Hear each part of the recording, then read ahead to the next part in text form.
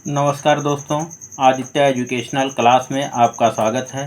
आज हम यहाँ पर आप लोगों को बीएड फर्स्ट ईयर या second year, DElEd second, third और फोर्थ सेमेस्टर से संबंधित पाठ योजना बनाना बताएंगे। सबसे पहले ऊपर हम लिखते हैं पाठ योजना, उसके बाद विद्यालय का नाम, जिस विद्यालय में आपको शिक्षण कार्य करना है उस विद्यालय का नाम लिखते हैं। जैसे यहाँ लिखा हुआ बाबू राजकरण सिंह स्मारक इंटर कॉलेज औलियापुर। उसके बाद छात्राध्यापिका का नाम या छात्राध्यापक का नाम, जो आपका नाम होगा यहाँ नाम लिखेंगे। दिनांक, जिस दिन आपको शिक्षण कार्य करना है उसका दिनांक लिखते हैं। कक्षा 6, वर्ग बी, विषय संस्कृत, चक्र दूसरा, अवधि 36 मिनट। यहाँ हमारा प्रकरण है अस्माकम उद्यानम। उसके बाद सामान्य उद्देश्य लिखते हैं। पहला सामान्य उद्देश्य छात्रों में संस्कृत भाषा के प्रति रुचि जागृत करना। दूसरा, छात्रों की कल्पना शक्ति का विकास करना। तीसरा, संस्कृत भाषा के शब्द भंडार में वृद्धि करना। चौथा, छात्रों में शुद्ध एवं अस्पष्ट वाचन करने के कौशल को विकसित करना। पांचवा, छात्रों में भाषा के तत्वों एवं शैलियों से परिचित कराना। उसके बाद विशिष्ट उद्देश्य आता है। विशिष्ट उद्देश्य में ज्ञानात्मक उद्देश्य जो है पहला, छात्रों को उद्यान के बारे में जानकारी देना।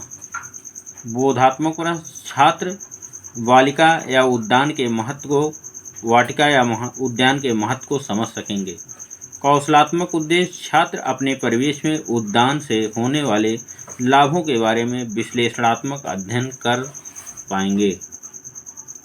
उसके बाद सहायक सामग्री, चाक, डस्टर व अन्य कक्षा उपयोगी सामग्री। उसके बाद पूर्व ज्ञान लिखते हैं। छात्र उद्यान या बगीचे के बारे में पहले से ही सामान्य जानकारी रखते हैं।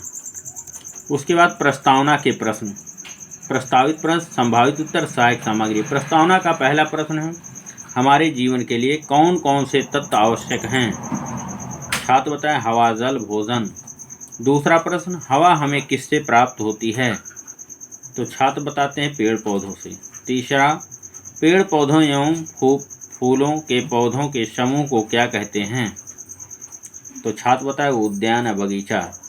चौथा, उद्यान के बारे में क्या जानते हो? अब ये समस्यात्मक प्रश्न आ जाता है। छात्र यहाँ मौन हो जाते हैं या कुछ बताते हैं। उसके बाद उद्देश्य कथन यहाँ हम लिखते हैं या उद्देश्य कथन कहते हैं, बच्चों आज हम सब अस्माकम उद्यानम नामक पाठ का अध्ययन अध्यापन करेंगे। उसके बाद प्रस्तुतिकरण, यहाँ अध्ययन अध्यापन की सुविधा की दृष्टि से प्रस्तुत पाठ को 2 सोपानों में बांटकर अध्ययन करेंगे। प्रथम सोपान, संकेत, इदम एकम सिंचति चः। उसके बाद आदर्श वाचन, छात्राध्यापिका कक्षा में खड़े होकर उचित आरोह अवरोह के साथ प्रस्तुत पाठ का आदर्श वाचन प्रस्तुत करेंगी। छात्र ध्यान पूर्वक सुनेंगे। उसके बाद अनुकरण वाचन, छात्राध्यापिका कतिपय छात्रों से प्रस्तुत पाठ का अनुकरण वाचन का निर्देश देंगी। फिर कठिन निवारण के शब्द, कठिन निवारण, एक तरफ शब्द एक तरफ अर्थ। इदम माने यह, अस्ति माने है, भरमरह माने भौरे, कुसुमा नाम फूलों के ऊपर, कोकिलह माने कोयल, सिंचित माने सींचती है। मतलब छात्राध्यापिका उस पाठ को लेकर, प्रकरण को लेकर व्याख्या करती हैं, कठिन शब्दों के अर्थ को लिखती हैं जो कठिन आता व्याख्या करते समय। अब यहाँ छात्राध्यापिका व्याख्या। यह एक सुंदर बगीचा है। यहाँ प्रातःकाल सूर्य का प्रकाश होता है, तब उस प्रकाश से बगीचा सुशोभित होता है। फूलों के ऊपर भौरे गुनगुनाते हैं, वृक्षों के ऊपर कोयल चहचहाती है। माता बगीचे की रक्षा करती है और उन्हें सींचती है। उसके बाद मौन वाचन एवं निरीक्षण कार्य, छात्राध्यापिका छात्रों को मौन वाचन का निर्देश देंगी और स्वयं कक्षा में घूम घूम कर बच्चों का निरीक्षण करेंगी। मतलब छात्रों को कह दें कि आप लोग शांतपूर्वक पढ़िए और स्वयं छात्राध्यापिका छात्रों का निरीक्षण करती है कि कौन से छात्र पढ़ रहे हैं, कौन से नहीं पढ़ रहे हैं। उसके बाद बोध प्रश्न आता है, इसको हम विचार विश्लेषण के प्रश्न भी कह सकते हैं। भौरे कहाँ गुनगुनाते हैं? दूसरा, पौधों को कौन सींचता है? तीसरा, भरमरह का अर्थ बताइए। उसके बाद द्वितीय सोपान शुरू होता है। यहाँ द्वितीय सोपान लिखते हैं, संकेत, प्रातः काले ... विक्षंति, छात्राध्यापिका क्रिया या छात्र क्रिया। आदर्श वाचन, छात्राध्यापिका कक्षा में खड़े होकर प्रस्तुत पाठ का उचित आरोह अवरोह के साथ आदर्श वाचन करेंगे और छात्र ध्यानपूर्वक सुनेंगे। अनुकरण वाचन। छात्राध्यापिका कतिपय छात्रों से प्रस्तुत पाठ का अनुकरण वाचन प्रस्तुत करने का निर्देश देंगी। उसके बाद कठिन निवारण के शब्द। एक तरफ अर्थ। वयम माने हम सब, निम्ब माने नीम, अस्वथा माने पीपल का वृक्ष, खगा माने पक्षी, तड़ागा माने तालाब। छात्राध्यापिका व्याख्या या स्पष्टीकरण कहते हैं।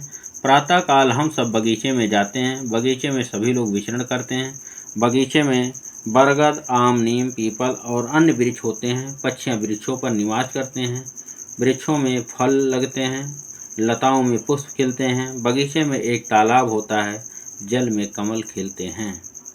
मतलब छात्राध्यापिका कठिन शब्दों की उस स्टैंजा की व्याख्या करते हुए कठिन शब्दों का मीनिंग लिखती हैं और उसकी व्याख्या कर देती हैं, जैसे यहाँ व्याख्या किया गया है। उसके बाद मौन वाचन एवं निरीक्षण कार्य। छात्राध्यापिका छात्रों को मौन वाचन का निर्देश देंगी और स्वयं कक्षा में घूम घूम कर कक्षा कार्य का निरीक्षण करेंगी। उसके बाद बोध प्रश्न या विचार विश्लेषण के प्रश्न हम लिख सकते हैं। कमल कहाँ खिलते हैं? दूसरा, बगीचे में कौन कौन से वृक्ष होते हैं? उसके बाद पुनरावृत्ति के प्रश्न हम लिखते हैं। पुनरावृत्ति के प्रश्न जिससे पाठ की पुनः आवृत्ति हो जाती है, पूरी पाठ्य योजना से पूछे जाते हैं। पहला प्रश्न है, पक्षियाँ कहाँ निवास करती हैं? दूसरा, अस्वतः का अर्थ बताइए। उसके बाद गृह कार्य, उद्यानम के बारे में एक संक्षिप्त टिप्पणी लिखिए। छात्रों को घर से लिखने के लिए कहा जाता है कि आप लोग इसको घर से लिख के आइएगा, होमवर्क है। Thank you class. दोस्तों, अगर ये वीडियो अच्छा लगे तो इसको लाइक कीजिएगा, सब्सक्राइब कीजिए, अपने दोस्तों में शेयर कीजिएगा, जिससे मैं अगला वीडियो अपलोड करूं तो आप तक सबसे पहले इसकी सूचना पहुंचे। Thank you class.